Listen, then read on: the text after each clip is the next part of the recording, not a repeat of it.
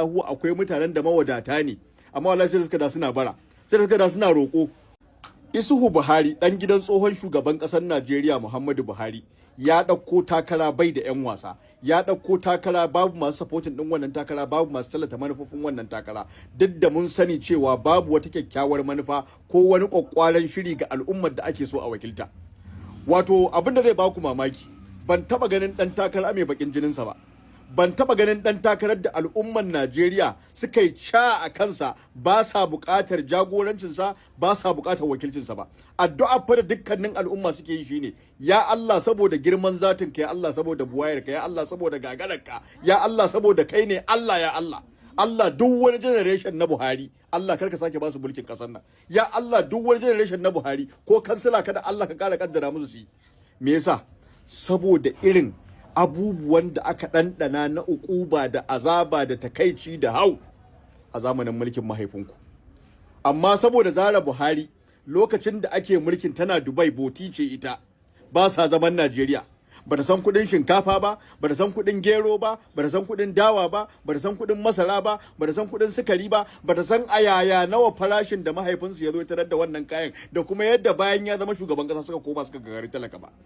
Zara bari fa mu gaya miki, lokacin da mahaifinku ya zama shugaban kasa, billahi allazi la ilaha illa huwa akwai mutanen da mawadata ne amma wallahi sai suka da suna bara, sai suka da suna roƙo, wani sai da yana a bashi shinkafa a taimake shi da abincin da su ci, saboda yadda abinci ya tsada. Bari mu gaya miki Zara, idan baki sani ba saboda ke boti ce kina Dubai, lokacin da mahaifinku ya zama shugaban kasar Najeriya ya zo ya tarar da shinkafa ba ta wuce naira 7,000 zuwa 8,000 ba. Kuma kin san wace iri? Thailand fa, ba mai tsakuwa ba, ba wadda ake wa tsinta ba. Yadda na san ke baki san mai tsakuwa ba, baki san yan tsinta ba. To Thailand ta gasken ta kirki wadda ake shigowa da ita daga Turai, naira 7,000 8,000 ce Zara, amma sai ta koma wajen naira 100 da kusan 50. Idan baki sani ba ki je ki tambaya talakawan da yanzu kuke so ku mulka, talakawan da kuke so yanzu ku shugabanta, ki je ki tambaya nawa ne suke siyan shinkafa kafin zuwan mahaifinki da nawa ne shinkafa bayan mahaifinku ya zo. Abin da yasa na dauko miki wannan magana Zara, wannan daman ina so in baki wannan martanin, cewar da kika yi idan aka ga Isuhu yayanki wanda yake takarar majalisa inda kuke din nan, kika ce wai ana tunawa da mahaifinku da Muhammadu Buhari a yi masa addu'a.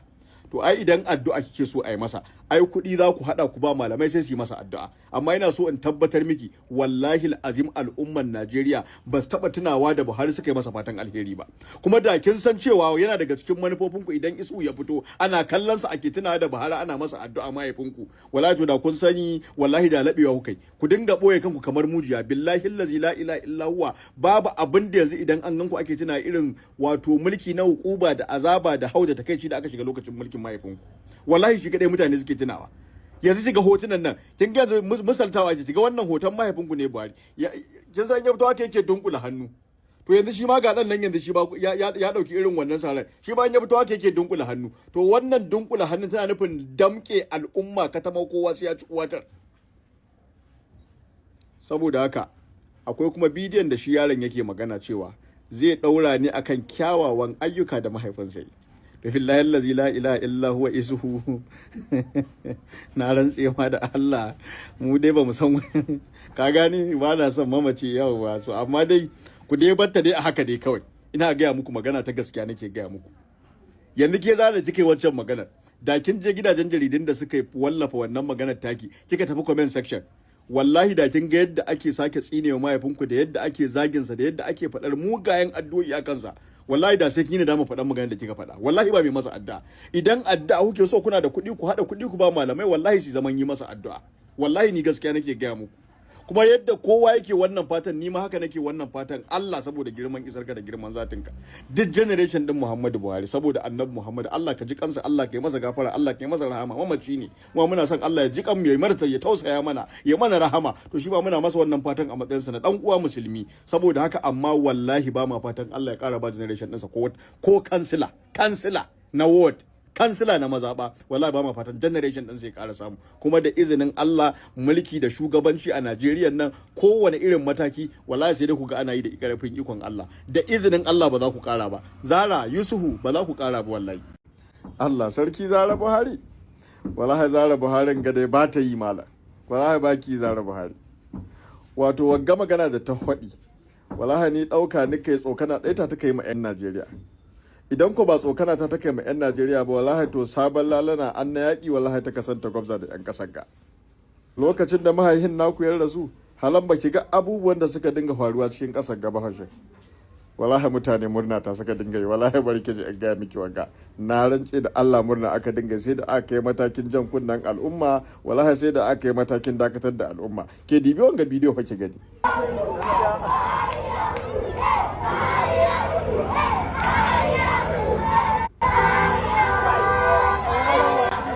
Zara ke ga wanga to wallahi ƙara ganin wanga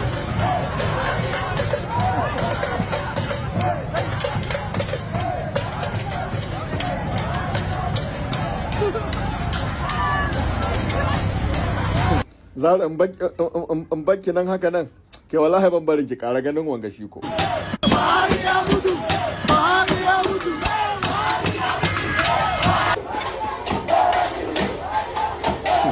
wallahi Zara barin faɗa miki gaskiya wallahi idan kowa ya kasa faɗi miki gaskiya wallahi mu kan muna iya kallon tsaba cikin idanuwan ki wallahi mu faɗi miki ita na rantsi da Allah dole mu gaya miki gaskiya Zara wallahi Zara babu wanda ka san mahaihin ku bare ke jin gaya miki duk talakawan ƙasar ga wallahi ba su so ne ke dai illa iyaka yan addu'a ta kika bi da ai mai to wallahi ku dai te ku tara malamai wallahi ku biya su ta mai addu'a amma wallahi ba da yan kasar gaba ita kanta rahama bari ki ji wanda wani malami ya faɗi saurari wanga malami wanda ya rubuta Allah bare koyon rahama gare shi da addu'a yadda ya rubuta ba ya mutane rahama kai ma Allah ka rubuta ka boda gare shi boda ta rahama Allah ka rubuta kai akwai ban kunya duniya kamar ka ce mutum ya mutu an yi rani baka zama labbada mun da mutu to in yayi ka da mutum kirki ya mutu an yi rani kaga magana ai shi wallahi ba shi a dai bane wallahi da ahlus sunna ahlus sunna da dai mun da sun koyi shi da dai mun da yawa kaji ba wannan shi'a in kuma yan shi'a ne ka su bille a ciki Allah shi da mu don haka duk wanda bai so ayi rani in ya mutu yazo ya yi kwarai ai haka ake wa shugabanni saboda na baya zanga su ga da baya a tanda tsakuwa don ayata shi tsoro amma mutum ya zo ya zalunci mutane kuma da gangan zalunci da gangan ya mutu akan kuka da ina ni aka yi mana da kuka da zaku kuka ko ina kike ke ji wagga to na rance miki da Allah wallahi duk ƙasar ga wallahi babu inda mahaihinku bai turbuɗa mana azaba ba wallahi ta ko ina sai da muka ci ubanmu wallahi dukkaninmu sai da muka ɗanɗana kuɗanmu Zara ke da yake kuna Dubai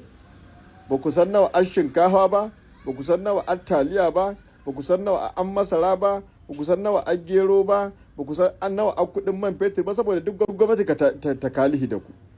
wallahi an sha azaba lokacin mahaifinku wallahi Allah wallahi sai wanda ya dubi girman Allah imani yan mai yawa wallahi shi kai ma mahaifinku addu'a amma wallahi an azabtu kin dai ji wanda malamai sun ga dinga wadi ma wallahi yan Najeriya sun ci kwal ubansu